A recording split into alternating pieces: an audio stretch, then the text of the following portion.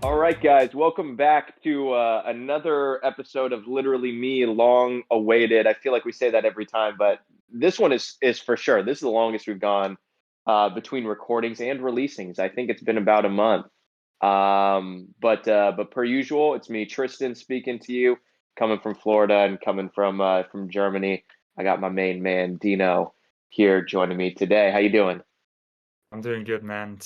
Like you said, it's been a while, and we always say that, but this time it was different. But we've both been busy, been working on stuff, and yeah, it's good Yeah. to. It's we've experienced whole lifetimes Yep, apart from each other. Love, heartbreak, career, everything has come over the last, everything. month or so. But it's good to be back and continuing on in our Ryan Gosling retrospective. Last week we talked about, or I should say last month, last episode, we talked about First Man, which means that working our way backwards, today we're going to finally be talking about Blade Runner 2049, which, to your dismay and to mine as well, was my first time ever watching it ever. Yep. And you kind of blue balled me on that one because last time I was so shocked that you hadn't seen it, and I was like, I need to know what he thinks Yeah, about it. And I had to wait a month for you. So, that's true. That yep. is true. Um, well, why don't we go ahead and get into it? Hey, And let's get going. So Blade Runner 2049 by the man Denis Villeneuve, and this was from 2017, correct? I think so. 16 or 17. Yeah, yeah, 2017. I know that is this a favorite of yours, just in general? Or is it just a movie you just really like? It's one I really like. The first time I watched it, I didn't like it as much. It was like all right, but I didn't get the hype around it. But then it slowly Mhm. grew on me, and I just liked it more and more. And I mean, it's sort of like a cinephile classic at this point. Like you see every single cinema account post shots from this and post Yeah, clips, and it's very like it's a cult classic already. More than a cult classic, for it's sure. very popular. So I was shocked to hear that you hadn't seen it, which is why I'm Yeah. very excited to hear your thoughts because I have a feeling you didn't like it as much either. Okay, so well, let's give a quick rundown first of which I'm sure everyone listening to this has probably seen this movie and probably saw it 6 years ago. Mhm. Um, but essentially, it takes place 30 years after the events of the first Blade Runner, where this new Blade Runner named K, played by our boy RG, unearths a long buried secret that has the potential to plunge what's left of society into chaos. His discovery leads him on a quest to find Rick Deckard, a former LAPD Blade Runner who's been missing for 30 years. And that is our homie Harrison Ford from the OG Blade Runner. Um, and it this movie, okay, my thoughts on it, my reaction to it, I think is similar to your initial thoughts and reaction to it. I thought it was just fine. I I think for me, where I realize I get why everyone loves it. Like it totally makes sense. And I think on multiple viewings, like probably like with you, I think I will only like it more because my Mhm. expectations are gone. Um, I think it is one of the best looking movies that has ever been shot ever. And I think that's why 100%.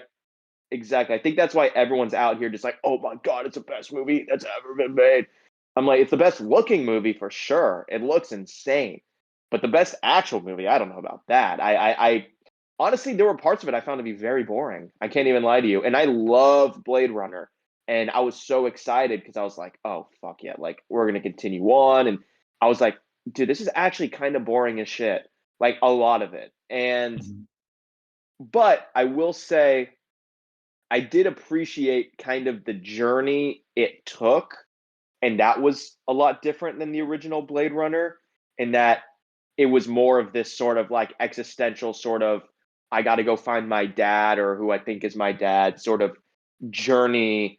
Um, and I did find that pretty unique and interesting, but Yeah, ultimately, I felt like cold afterward. I don't know. Explain to me kind of your. I know you said you didn't fully get the hype, but explain to me sort of your feelings, or if you had any rationale for like your first viewing as to why you didn't like love it, maybe like everyone else. Well, the first time I watched it, there was just so much hype behind it. I also watched it like a year after it came out. I didn't catch it in theaters, unfortunately. I wish I had, Hmm. but it just wasn't on my radar as much. I don't know why. Maybe because I'm not the biggest fan of the original Blade Runner. It's Oh, okay, we'll get yeah, into that.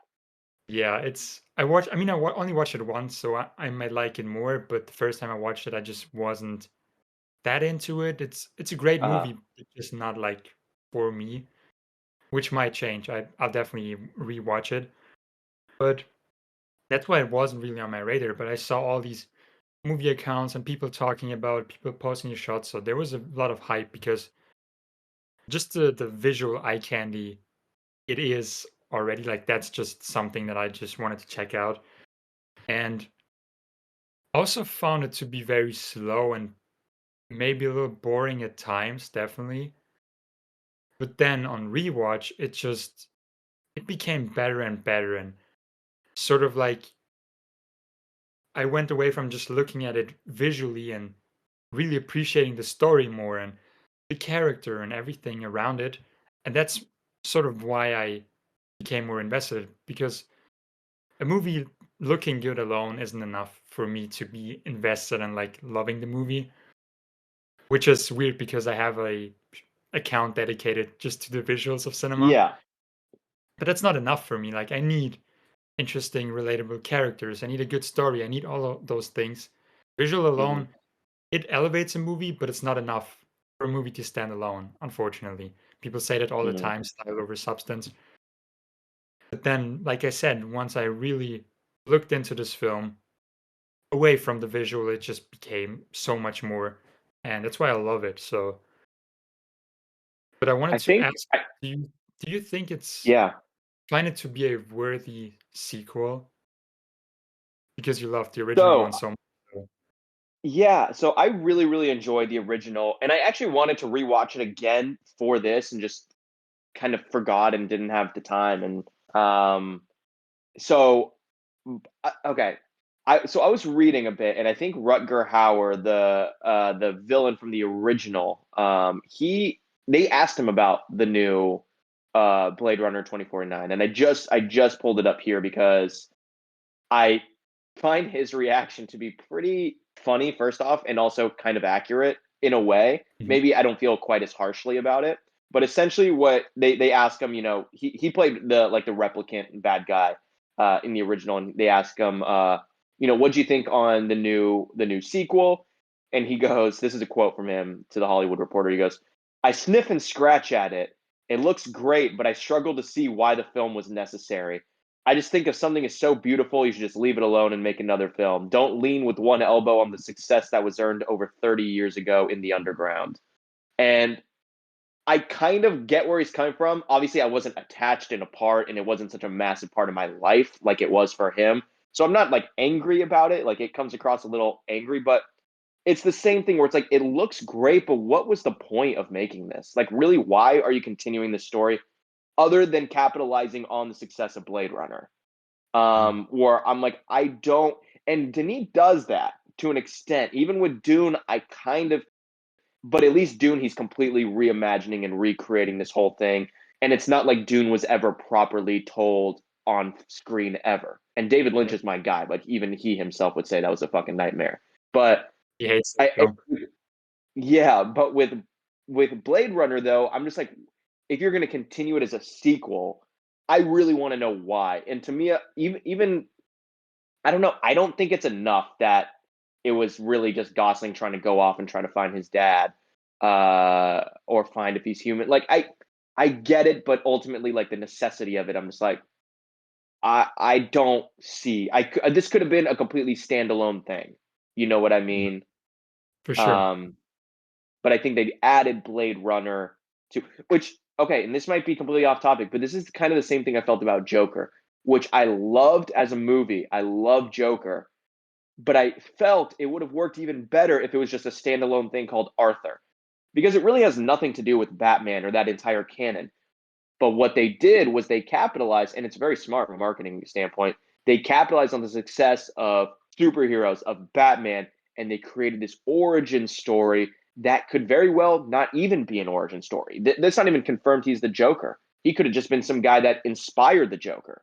So Mhm. to me, I really appreciate it from like a marketing standpoint of being like, I see what you guys are doing. This was genius to get people in the seats because you got 10 times more people to go see it than if it would have just been called Arthur and it was just a character study.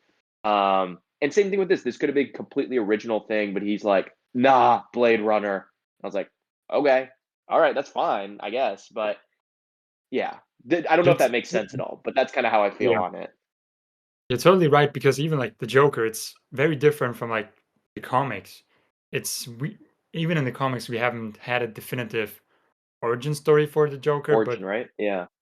even the ones we had are very different from this one. And you're right, it could have totally been just the guy who like dressed as a clown and has these mental problems. But once you Yeah. attach it, it gets just so many more viewers, and it could be Hmm. the same.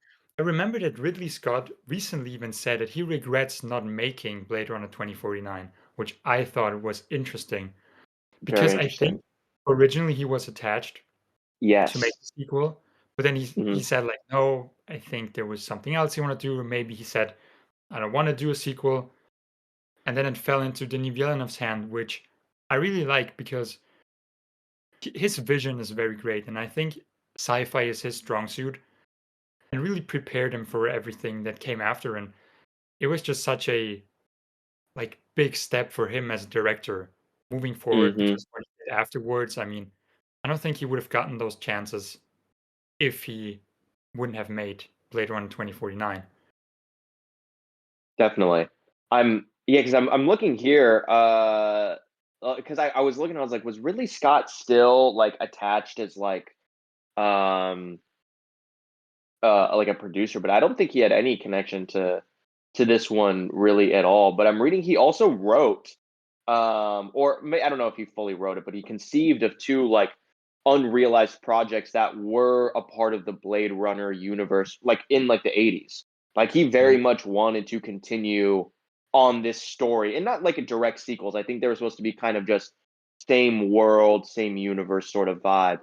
But I mhm. think there was a lot of licensing issues with like the Philip K. Dick novel and like they couldn't do whatever. But I, okay, what's your, I mean, I think I know the answer, but what's your favorite Denis Villeneuve movie? Is it Enemy. Dune? It's Oh, Enemy. Enemy. That's right. We've talked about this. We have Yep. talked about this. That's Mhm. right. Which is funny because that's like probably one of the more subdued, which is weird to say that when your film, spoiler alert, ends with a giant spider, but that is kind of one of the more subdued Villeneuve films as well.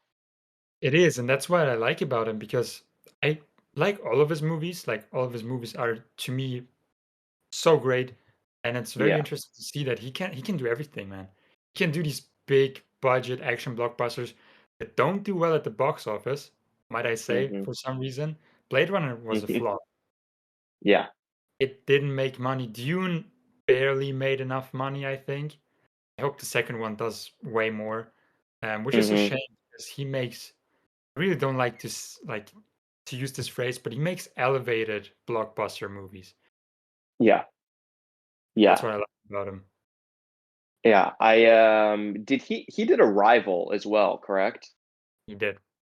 Yeah. I rewatched that one earlier this year. That movie's fantastic.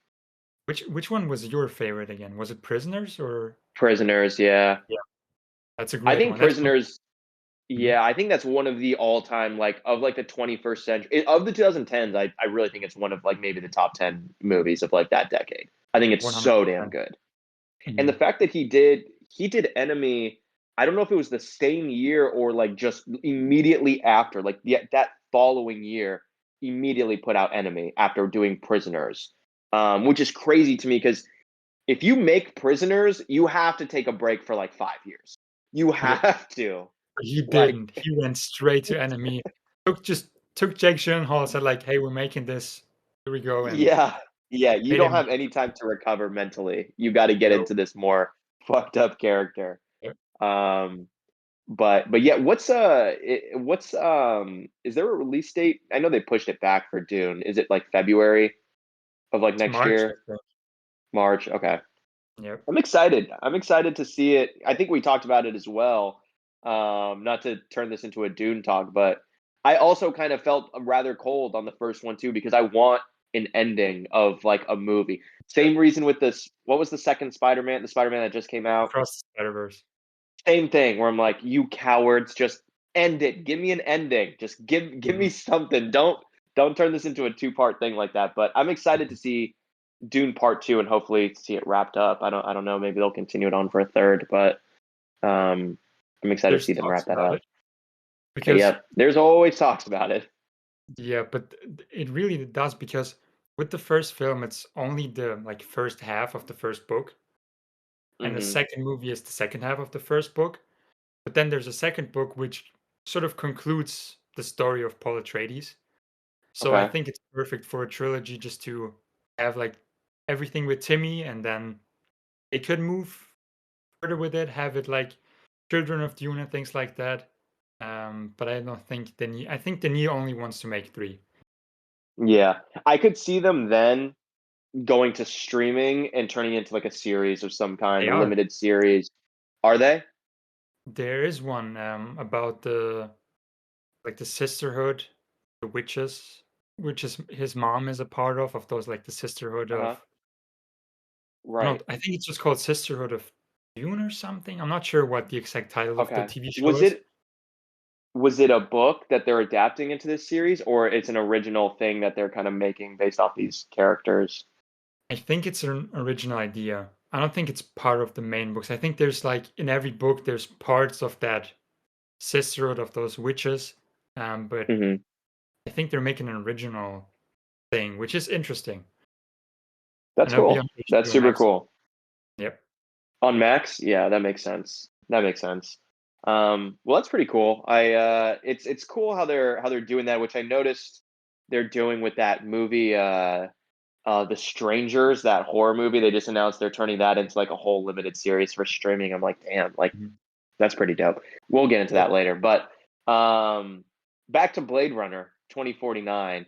Mhm. Um, I was kind of shocked as well to see how little Jared Leto is in it as well. Yeah, I thought like from all the promo, all the memes, all everything, I was like, oh, he's like this major part, which he is. Like he Mhm. looms over it, but physically, he's only in like literally two scenes. Mhm. But he's great in it. I think that's a perfect casting because he's so Yeah, weird. Like the he's character is fucking just weird. so weird and so obsessed. It fits well with Jared Leto, I think. 100%. He is a weirdo. Mhm. Um, What did you like? Because you saw the like Ryan Gosling K memes, how he's lonely and just the yeah, whole atmosphere. How did you like that aspect of the film? Because the film deals very much with loneliness. dude, it was so. Yeah, it was very literally me in the sense that like I totally get why everyone is like, "Oh my god, he's literally me." Um I kind of wish I would have rewatched it more recently or seen it more recently because I went through a breakup in the last few weeks. So I'm like, I wish I would have watched it afterwards. So that way I could have Mhm. been like, oh no, he is me. I am alone. But I watched it when I was in a very happy relationship. So I was like, ah, la, la, la, la. But I can see why people, I can see why people definitely attract to it. And that's the type of Gosling that I do like. This brooding, like, and I know you've seen the movie, like Lay Samurai esque type of character who is just silent. He only is just focused on himself, and even that is somewhat self-loathing in a way. Mhm. Um, that's when he's utilized the best, and we'll see more of that to come with Mhm. Drive. You see it with The Place Beyond the Pines, um, as well as some other films. But it's the most Gosling thing ever, which it's funny because it didn't even become a thing until recently. Yep, he's the most literally me character out there. So Yeah, like literally it acted. totally made sense. Yeah, Mhm. and I didn't realize this whole time the whole Ana de Armas like hologram thing or whatever that is. I didn't even realize that that was her all these years. I thought it was just some random. And I was that your profile picture for every shot of painting at any point or no? It wasn't. Never? I had Okay. Maybe it was this in full-on arc the whole time. since day one. Okay. Yep. That's what I I went thought through a too, but there was some short change, but that was like what did you change it 99% to? of the time I had that one. What did you change it to? I once tried to make like a logo, which we Okay. had like it was still orange, but I had like a camera and a guy, but I quickly went back and I think it fits well. The So the Raiders one is iconic. Like I see that yeah. I don't even think of like I don't think of Indiana Jones. I see that now. I literally think of you. Like it's not even that I think of Raiders anymore. I just think of you.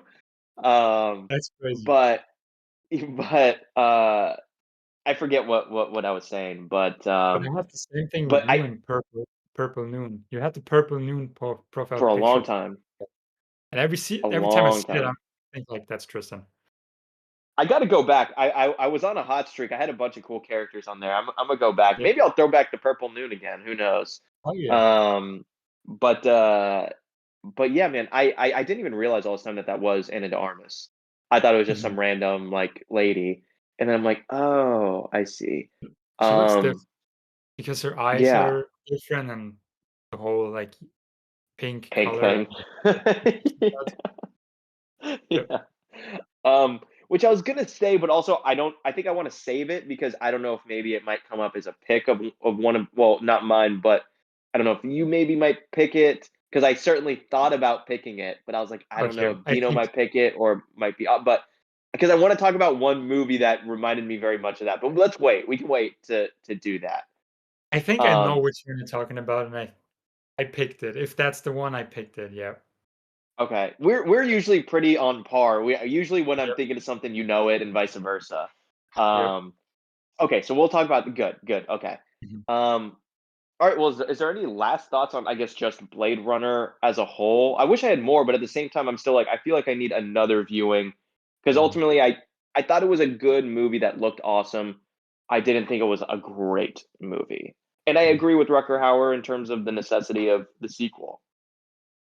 Yeah, I'll be very curious to hear if you like it more on rewatch, if it's the same situation with Hmm. like what I went through, but all in all, it's a fantastic film, and I can see why so many people love it. And I mean, you could I could dedicate a whole cinematography account just to this film. I mean, Roger Deakins absolutely killed it, and it's beautiful.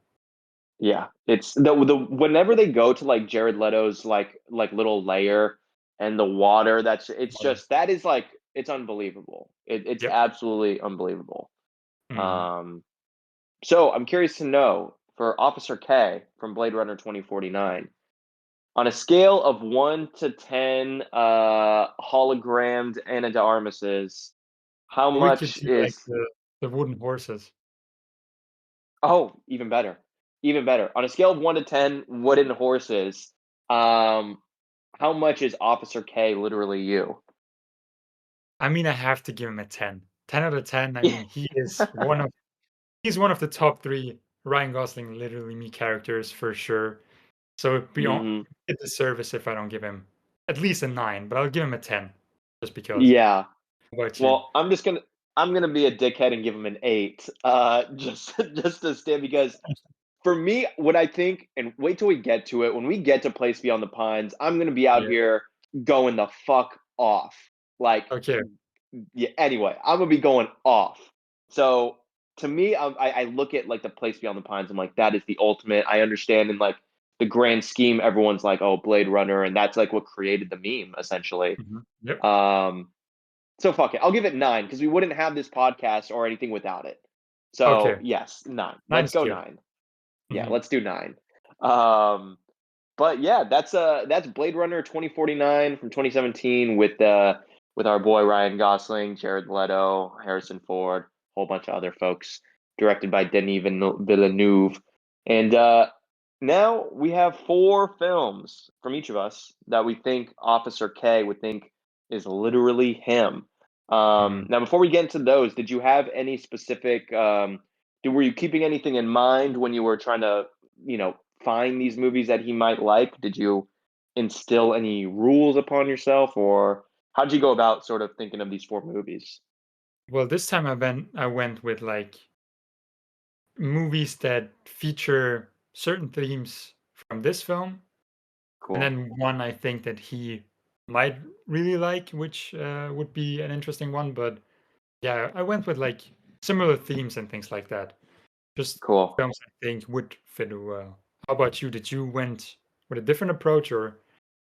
Yeah, I was telling you off the pod before, I honestly kind of had a difficult time at Mhm. first. But now I kind of I took it to in a direction I didn't really expect for some, but I kind of same thing. I tried to take certain themes that he was going through and then just go down a rabbit hole. But one of them is just straight up just like an aesthetic, like this is like just like a vibe that is similar. Mhm. But yeah, do you want to kick it off with the with your first pick for the week? I can go with the first one, and I'm curious to hear because that's I think the one you might have Yeah, yes, tried to yeah, go mention, for it. but it's just like, how could I not? Drum And roll. that's Her, the film with Yep, Joaquin Phoenix. It's that one, right? of course. Yep, of course. How could I not? And I think just the whole loneliness and of course the virtual girlfriend thing. I think it's a perfect pairing. It's just a film you could Oh yeah. literally watch right after, and you'd have similar themes and about loneliness and love and things like that. And I think it just how could I not pair it with this one? Yeah, it's and there's that one scene that is pretty much lifted directly from her. The whole, like, I guess, prostitute put in the headphone sort of deal thing. Mhm. Yep. He that for sure had to have been a nod from Villeneuve to that movie for sure. Mhm. But yeah, that would be Um, one I picked. And aesthetically as well, it's a beautiful film. It's beautifully shot, and I don't know, it just pairs really, really well. So if you're going through some stuff and you're feeling lonely and longing for love, watch those two films and you might feel better or worse. I was gonna say at your own risk. That also Mhm. might just send you off the edge, both Yep, literally and mentally. absolutely.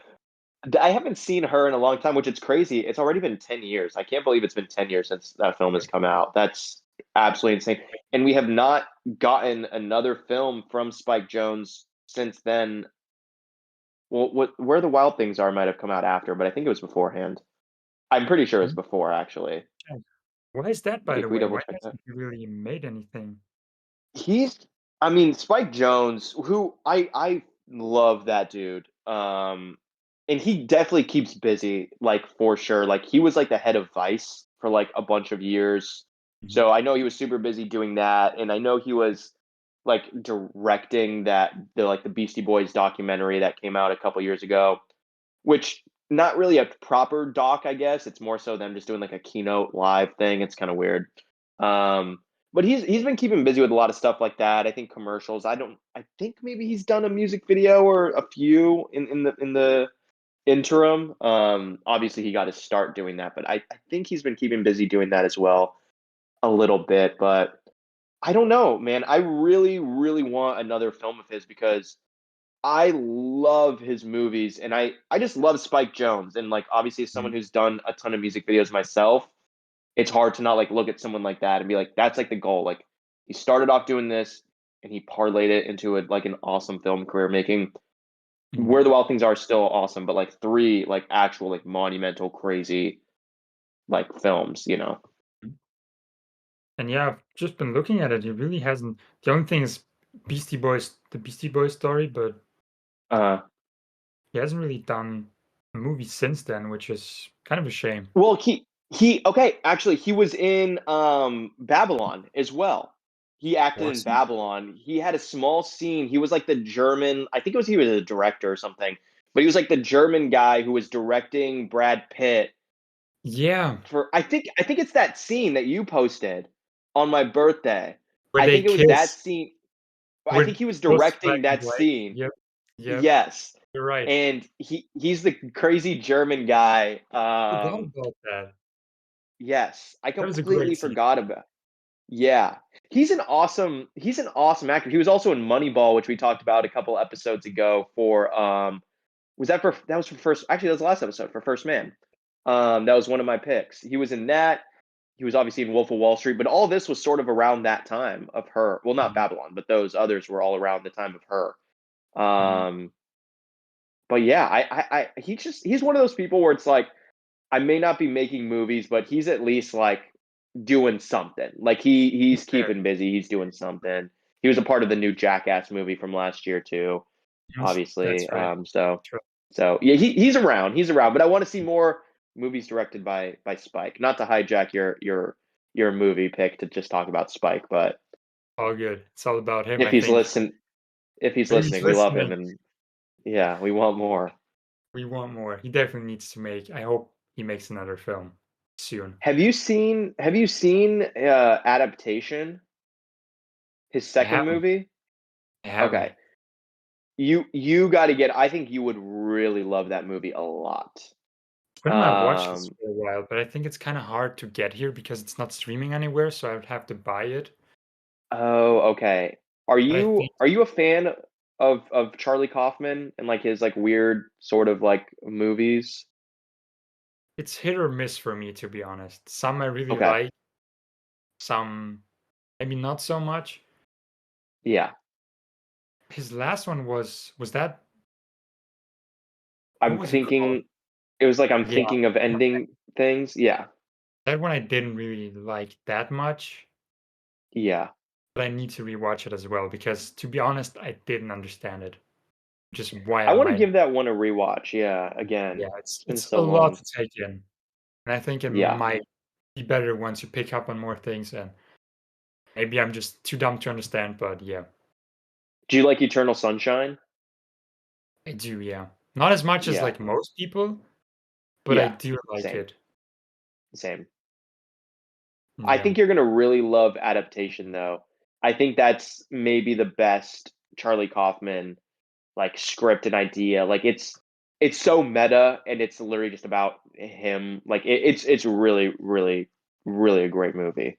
hmm That's the one with like the flower pot, the posters. Like, Yes. yeah, Starring Nick Cage playing twins.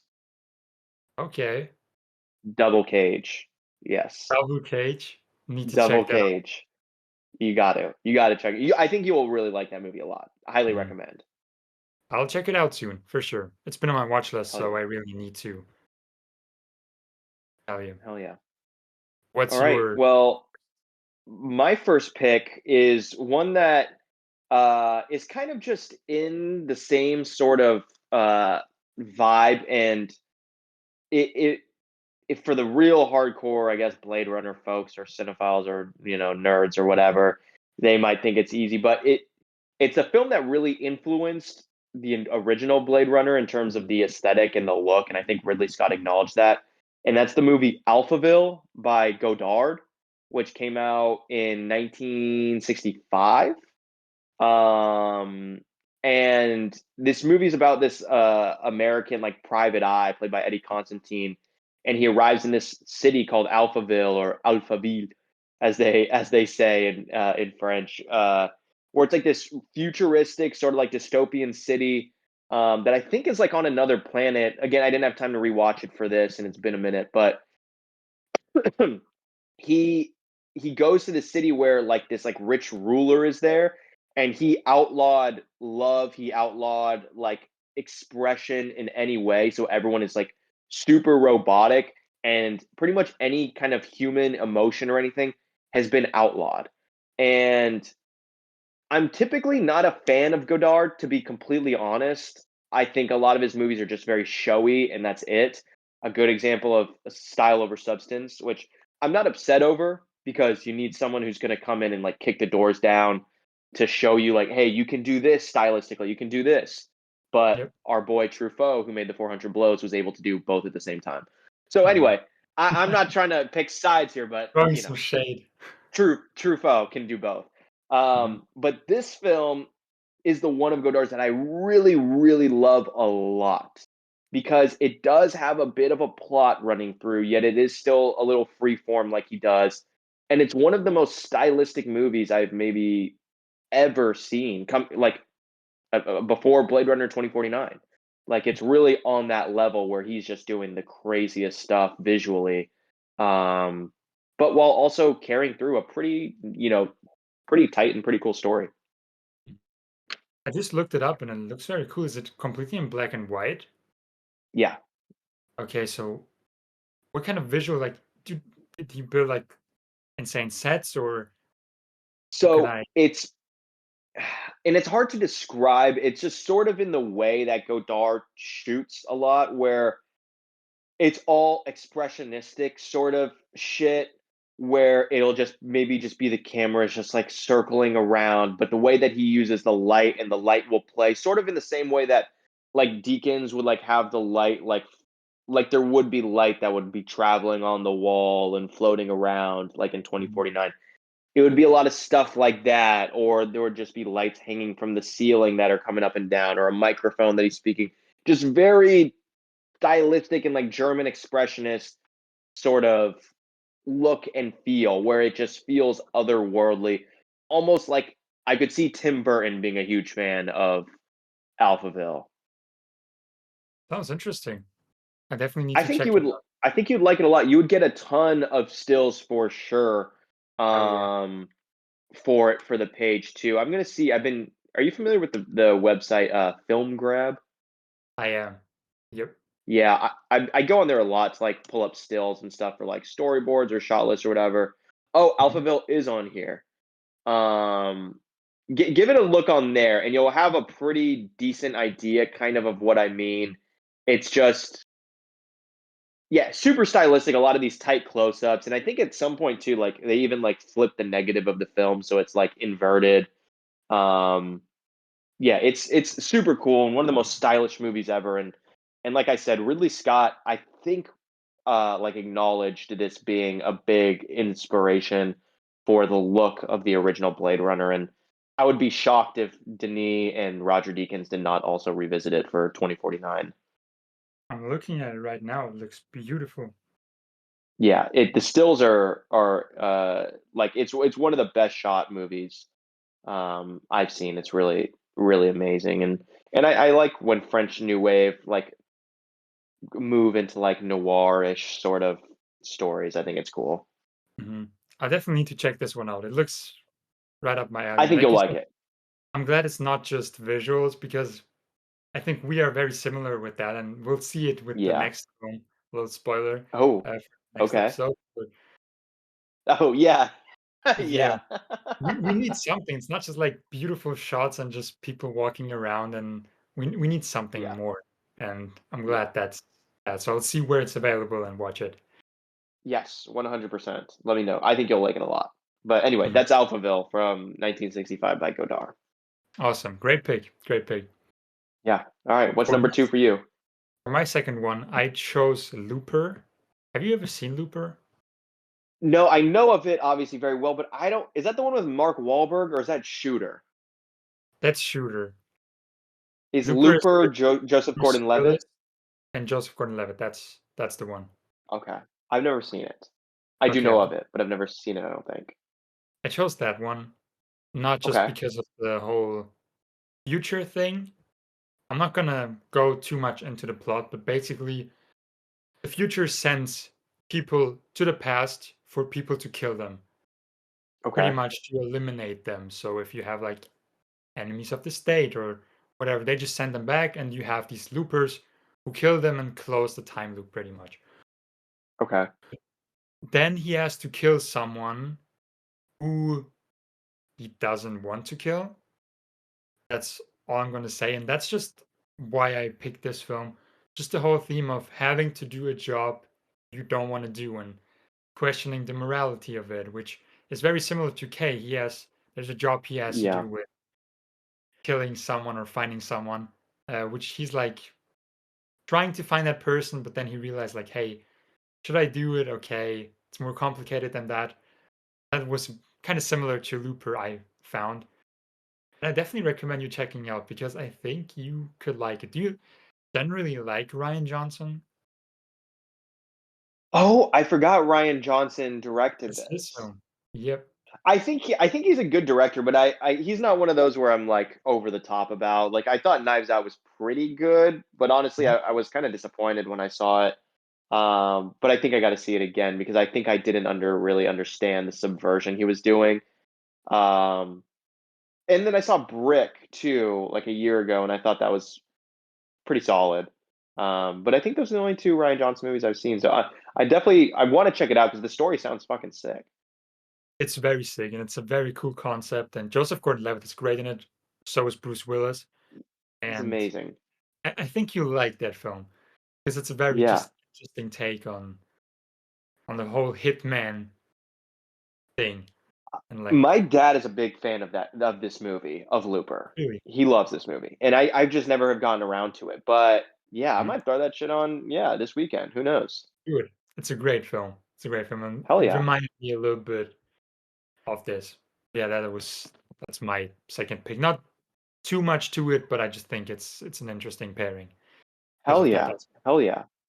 I think that could be a good decent segue of someone who's going through and doing something they want to do or not want to do. Mhm. Um for my next pick because I wanted to approach one of them as like an existential sort of thing because there is that where he's just straight up like, what is being human? Yep. And I don't know if I've talked about it on this pod before, maybe in an old iteration of it, but the 1976 movie, The Man Who Fell to Earth, by Nicholas Roeg, starring David Bowie. Have Mhm. have we talked about this movie before? I feel like we have. I have a vague memory of us at least mentioning it or talking about it briefly. It could have even been off pod where we were just Could be, yeah. talking about it. Um, but this movie is really cool. It stars David Bowie. Like I said, it was directed by Nicholas Roeg, and David Bowie is like an alien who's come to Earth in order to get all this water essentially to save his home planet. And because he has like all this like knowledge of all this advanced technology from his planet, he's creating like all these like inventions that at the time, like he essentially invented like a Polaroid camera, which like I guess at like at the or one of the not a Polaroid, but one of those like what are they called? Like those pinhole cameras or whatever. Like where you go like that, Yeah. and he essentially like invents that and like other things that are like used today, I guess. Um, and he's like getting paid like very profitable inventions and he's trying to figure out ways to like transport the water to take it back home to his planet to his family where he meets a human woman and he like falls in love with her and also the same time like Rip Torn is like this government dude who's chasing after him and the whole time you really see him trying to battle and figure out like how to be human and he's starting to experience these human emotions of like falling in love with this human being on earth and having sex even and it's it's one of those where I thought about Kay where the whole movie is really him battling like whether or not he knows if he even is human which spoiler alert you find out he's not and this is like it it's one of those movies where it really just like kind of sits in you because of just the way that it's told and the whole vibe of it and it's just yeah it's a really good movie have you seen this movie I have not, but I've seen clips of it and I kind of remember us talking about it and I want to check it out and it sounds like the perfect role for David Bowie and I like that he did weird films like that because it just fits really well.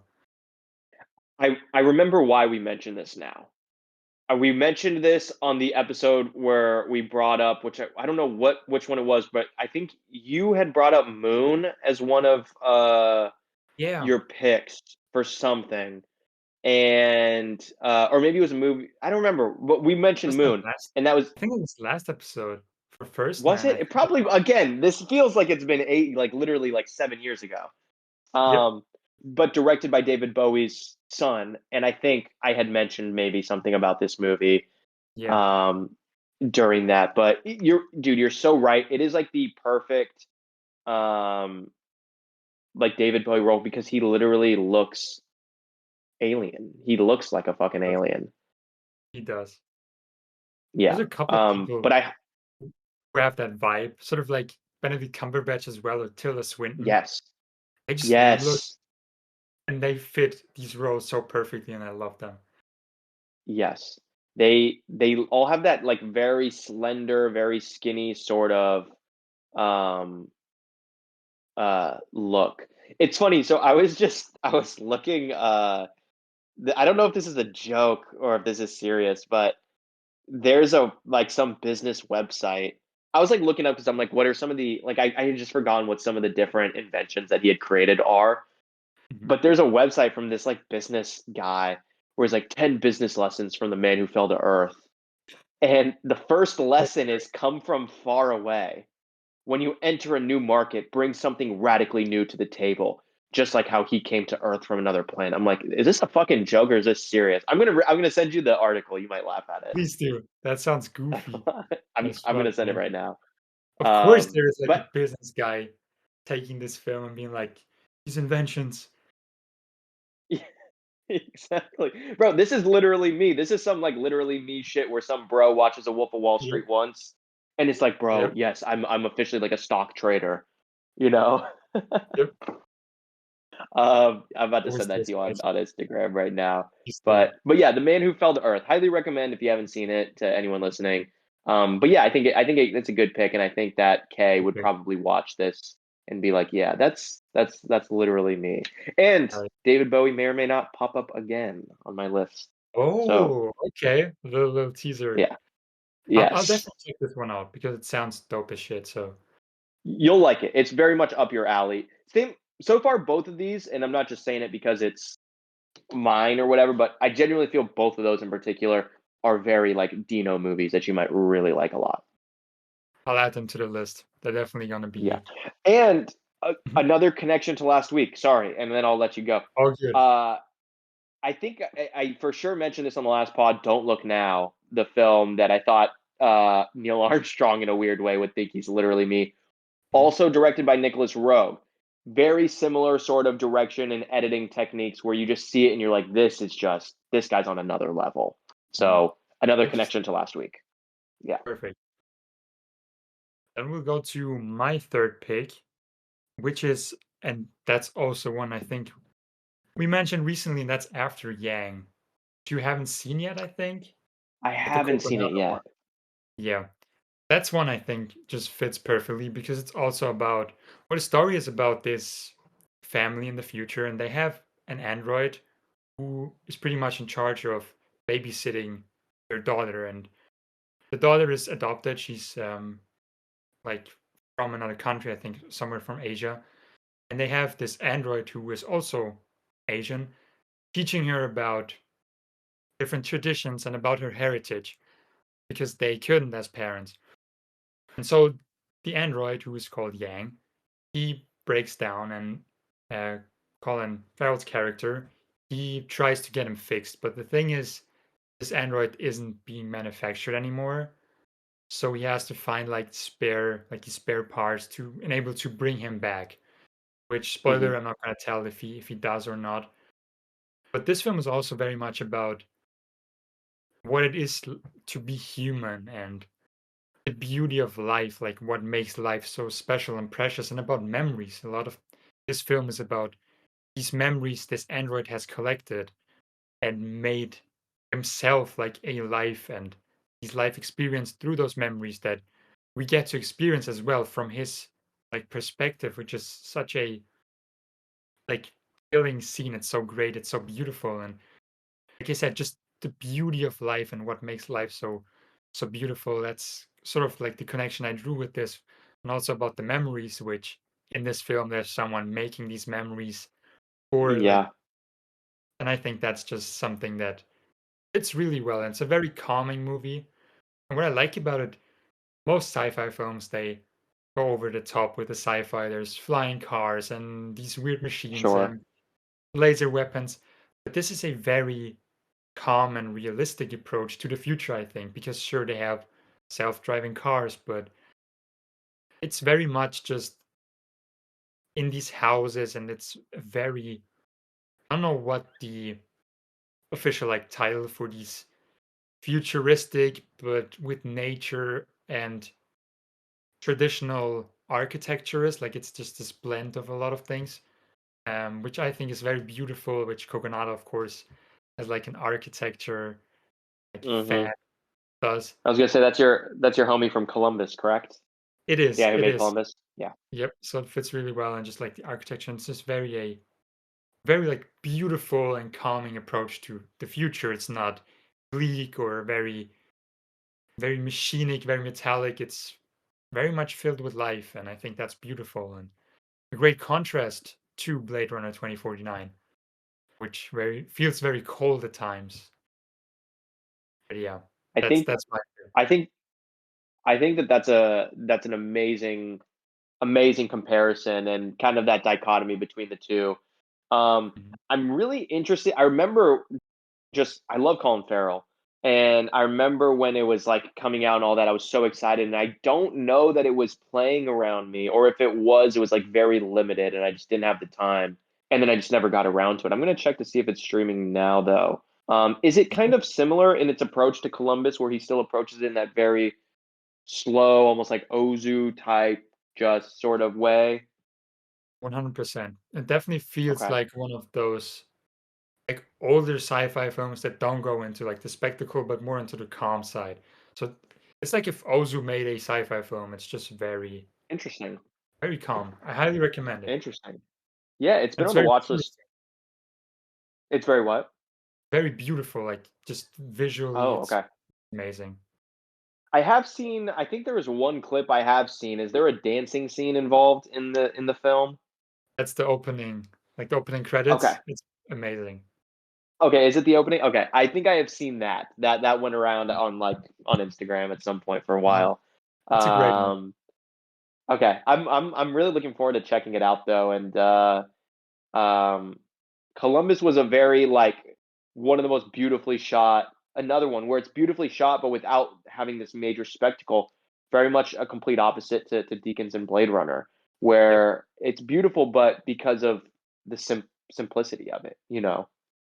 100%. And there's a great scene in After Yang, which they talk about tea for like 5 minutes, and it's just one of the like best dialogues. It's just so Really? beautiful.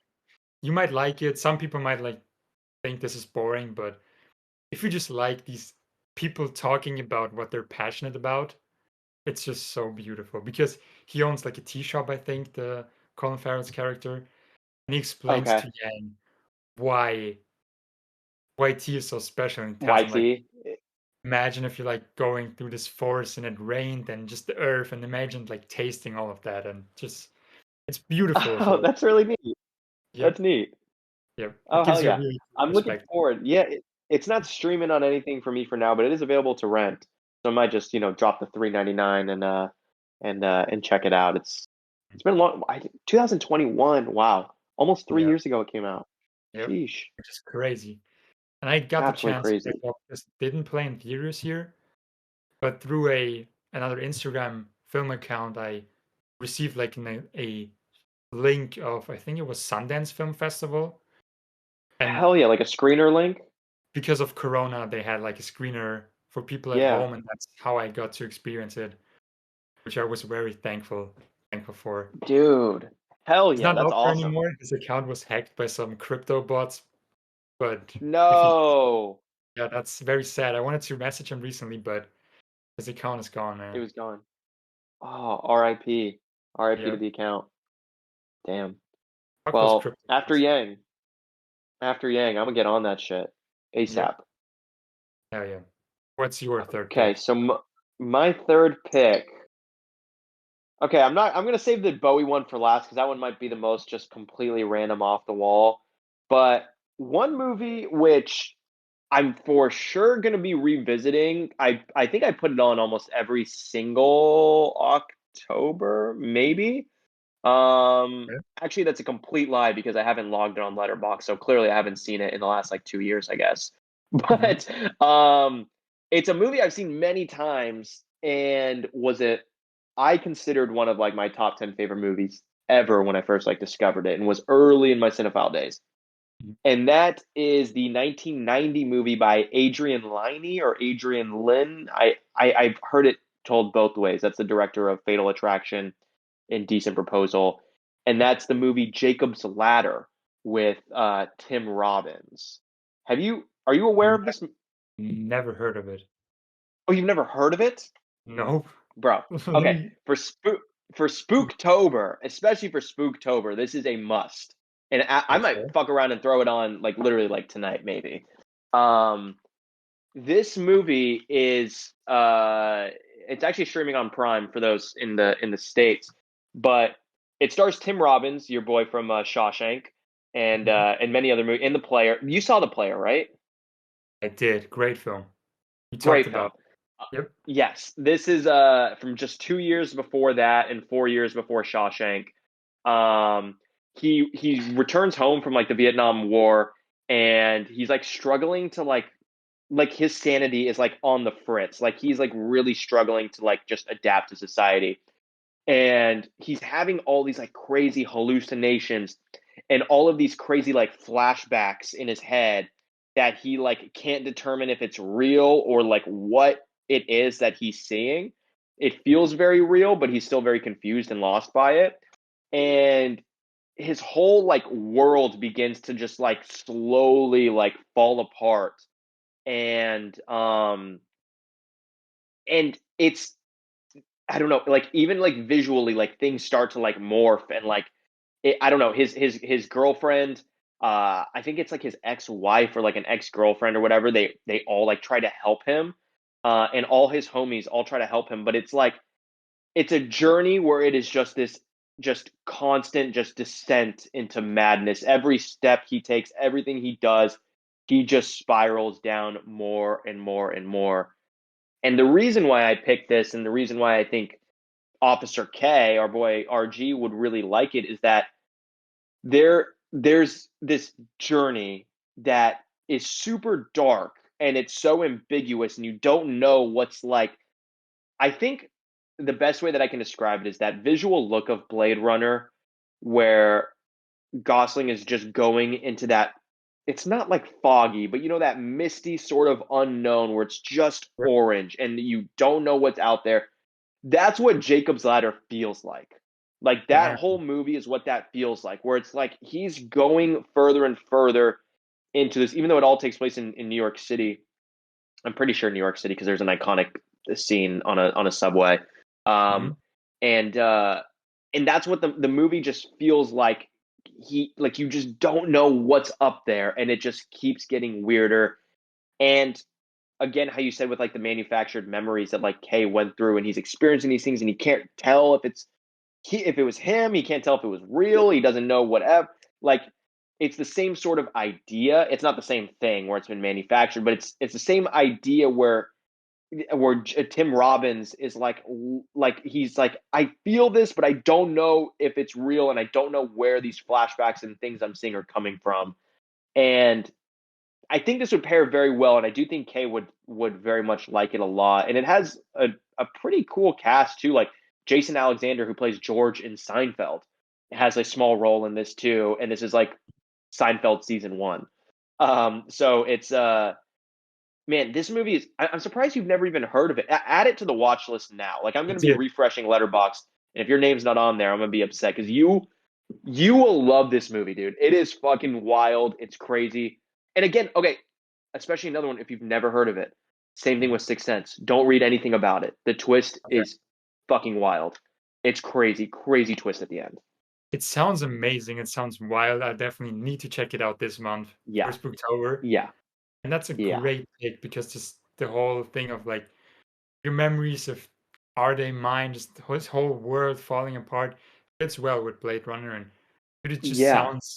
sounds so amazing. You sold this film to me. I'll I definitely think you're check. gonna like it. Of all the picks so far, I think actually I don't know. Honestly, I think I'm on a hot streak. I feel like right now I'm like these are some Dino movies. I am just serving him up right now. Dude, I'm literally Um, gay, so it fits. yeah, These are yeah. films for But both Ryan Gosling if and me. if you do get around to seeing it this October, which I highly recommend seeing it this month, Mhm. definitely. I mean, you better call me ASAP. And for those listening, if you also are unaware of this film, if you're in the States, it's on Paramount Plus. It's also on Prime for you to stream. Great, great, great, great, great movie. I cannot emphasize enough. We'll definitely have an emergency meeting right after I Yes, watch it. 100%. 100%, as we should.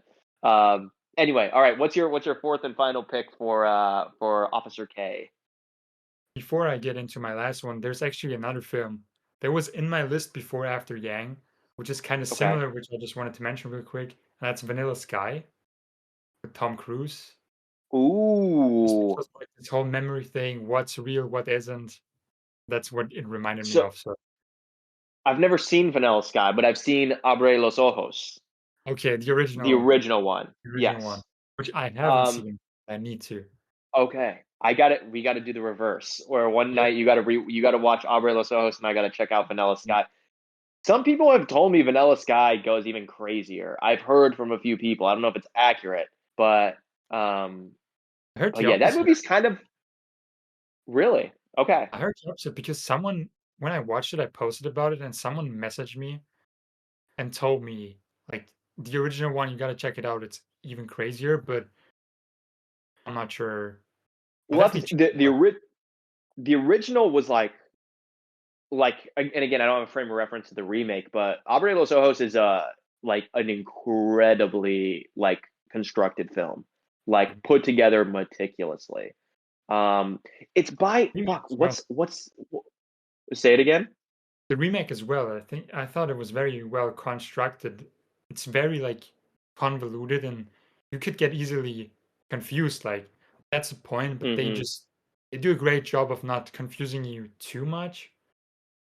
Yeah, it's it's by a guy, and again the podcast of coincidences by a guy named Alejandro Amena Amenazabar. I don't know. That's a lot of syllables. I'm usually Mhm. pretty good with that kind of stuff. Mhm. Um, he also directed a movie called The Others with Nicole Kidman from like 2001. Mhm. I actually thought about, and now I'm trying to think why, but I initially thought about, oh, no, no, I'm sorry. That wasn't for this. It was for maybe another secret episode we might also be recording. Then I thought Oh, about okay. putting it in. Scratch Okay. that. Maybe even cut this out. Yeah, that has nothing to Mhm. do with anything. Okay. But I did consider bringing up another film of his for maybe another episode. Yikes. A Um, secret episode. yeah, I don't think I Okay. did either way, so I don't think it matters. But Mhm. man, yeah, I'm curious to check out Vanilla Sky because I've heard some people say obviously they're like the original is better, it's always better. Mhm. I That's to be expected, but there were some people that are like Vanilla Sky is just like wonkier, like it's just like they just went like more bonkers with it, I guess. Mhm. Anytime you have like a original and this like remake sort of on like equal grounds, people talk about this one, it's worth checking out Hmm. because usually remakes aren't as good. So even if there's a Yeah, remake that is like at least as good or like comes close, you gotta check it out then. oh yeah. Plus, it's that's unheard of the fact that they brought Penelope Cruz, who was in the original, like completely unknown, bring her Yep. here, who's completely unknown in the states, to play the same role. And That's what was the wild. year difference? Let's see, Vanilla Sky 2001, Abre los Ojos 97. Oh, it's like 4 years too. That's I thought it was even crazy closer. Yeah, to bring like one of the actresses just back for a remake in a different yeah. language. That's And wild. I don't think in 2001 people were very well aware of Penelope Cruz in the US. Like I don't Mhm. think people really knew who she was outside of like Latin America. That's crazy. Good for her. Yeah, that's fucking sick. Great movie though. And I'm Mhm. curious to check out Vanilla Sky. But anyway, We'll do an episode where I watched the original one and you the yeah, remake. it'll come up again, I'm sure. But anyway, to your pick, properly. Well, it's one I don't think you would ever expect. It might be like a unusual pick, but I just thought why not? I And love it. that's That's what I'm here for.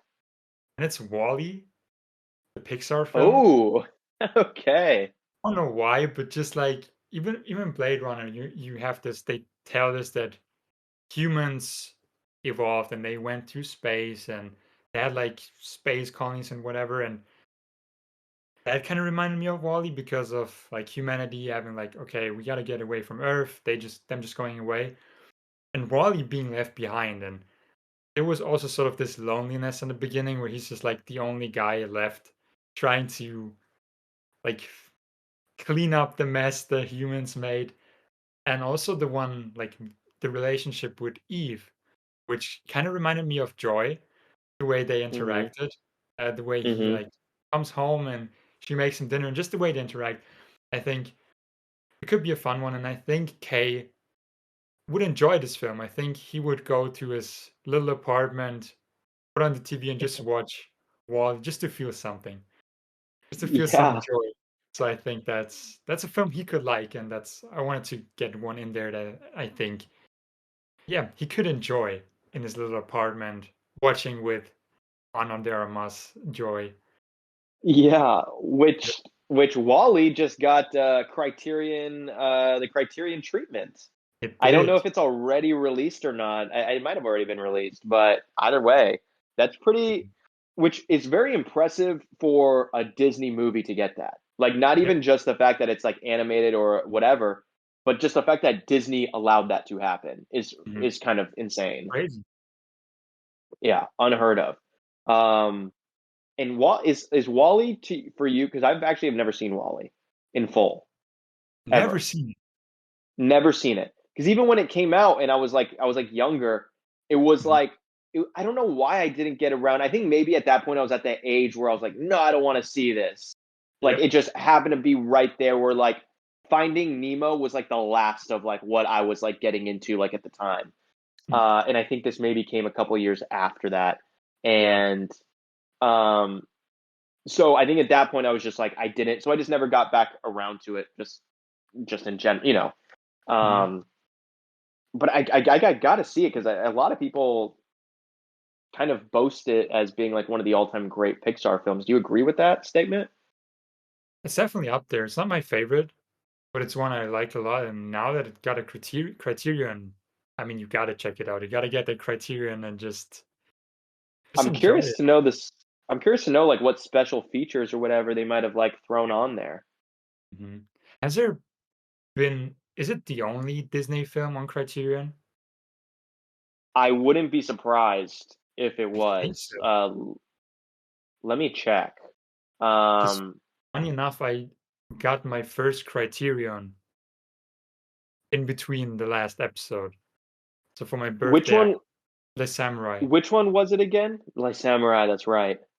That's my first Criterion. I pulled the trigger. Even though it's expensive as fuck, for my birthday, I just wanted to get it. And it's worth like the amount of like first off the prints like they all look so good. Second off, Beautiful. the amount of special features that you have on there are so well worth it, and the fact that you can watch it whenever you want for the rest of your life Mhm. is is well worth it. So yeah, Wally is the first Disney movie in the Criterion collection, That's wild. which again I'm still mind blown because just like they are so tight over their like IP and over their films and their works and stuff like Mhm. I don't know. It's crazy that they figured out a way to license that to Criterion, That's true. But it's an achievement for but very them. cool. No one would have thought that Criterion would like take in a film like that. So Yeah, yeah. I got to see it. I'm sleeping on mhm, it. please do.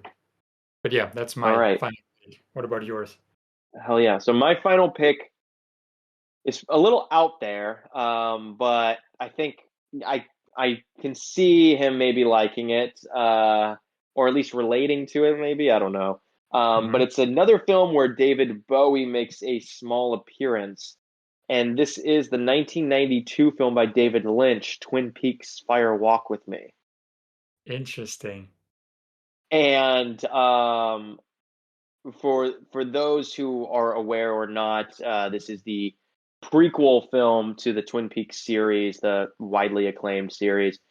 Came out 2 years after the show, and it follows the days of Laura Palmer before her murder that kicks off the show of Twin Peaks. So you see like her last few days in Twin Peaks, But at the same time, the film also takes place outside of Twin Peaks, and that's where you see David Bowie, like he shows up to the office, like the FBI office in Philadelphia. But the reason that I picked it is that ultimately Twin Peaks is like, or at least Fire Walk with Me is like the ultimate film about daddy issues, and Kay has that to the max. You Like got this those. dude has got a hella issues. And it's so sad too when you realize too that like that's not his dad, like Harrison Ford. It's just like, damn, dude. Like all that, like you hype it up so much in your head, um and in Twin Peaks Fire Walk with Me, Laura Palmer, which I'm not going to get into spoilers, I guess, if people are unfamiliar with Twin Peaks just in general, I haven't seen it. but ever. You've seen nothing Twin Peaks ever? Haven't seen a TV show, haven't seen the movies, know nothing about it. Oh, okay. Um, Something I never really got into it because I wouldn't know where to start, to be honest. okay. Well, this is just my recommendation during Spooktober. It might even be worth just watching the pilot. Like the pilot even stands alone as like its own thing, sort of. Like you could watch it as like a standalone movie, and in Japan was released as a standalone Twin Peaks movie. They Interesting. had like they had like an extended pilot, or it was like the first two episodes they combined and cut together. It's like a Twin Peaks movie, I guess, Mhm. when it first came out. And it stands alone as like its own thing, but obviously the more you watch the show, the more it's open. But it's I mean it's one of the all time greats. Obviously David Lynch is like my guy. I've talked about him, an overwhelming amount on here. But I could see Kay watching this and just being deeply disturbed by what happens. And again, I don't want to get into any spoilers for the film, I guess. Mhm. Um, but if you haven't seen Twin Peaks in general, I would obviously recommend starting with the show. Yep. Just watching the show. It's at least the first season is like fantastic television. The second season, David Lynch leaves, and there's not as much like it's. You could tell there was a lot of studio interference too. It was just or television network interference, I should say. Um, and then he puts out this film, which people expected to be like a solid prequel that would like answer a lot of questions. But what David Lynch does in turn gives you something that leaves you with more questions. Yep. And a lot of people nowadays in retro, it was hated. People fucking hated Twin Peaks Fire Walk with Me when it came out. Really? Hated it. Hated it. Um, it is now a lot of people regard it as David Lynch's true masterpiece. Like this is his like magnum opus. For me, it's Blue Velvet or even Mulholland Drive still over this, but I think Twin Peaks Fire Walk with Me has like that third spot where I'm like, this is like, it's so purely Lynch, and I love that it wasn't just like fan service and didn't just pander to be like, all right, this is what they want, let me give them this, and instead gives them a really dark prequel with a lot of shit he could not show on ABC, like for the show. Um, but it's a deep, deep, fucked up movie about daddy issues deep down, and I think Kay could very much relate to that. Did he make it before this leaving for the second season, like in between, or did he come No, back? after, yeah. So he left like halfway through the second season, I think, because the whole shtick of Twin Peaks, like the idea of it literally opens up with this murder of this girl Laura Palmer, and the whole Mhm. show is about who killed Laura Palmer. Like that was like the whole pop culture thing around it. People would Mhm. have T-shirts. They would get together every Sunday night to watch it. And it was like, who killed Laura? Who killed Laura? And Mhm. in season two, ABC was really pushing like, hey, you got to answer who killed Laura. Like you gotta do something. And they just start adding a whole bunch of fuckery. There's a whole bunch of different writers that come in, and like the second half of season two is a little unbearable. I think it's really like if you're just a hardcore Lynch fan, you'll watch it and be like, oh, this is like a weird, quirky thing in this world, but he's not really that attached to it at that point. But so he made this after the show had ended. The show was canceled somewhat after the second season. And then he made the show. And then obviously in 2017, he came back with The Return, which Yeah. essentially is just like a 20-hour long movie. How is it really that long?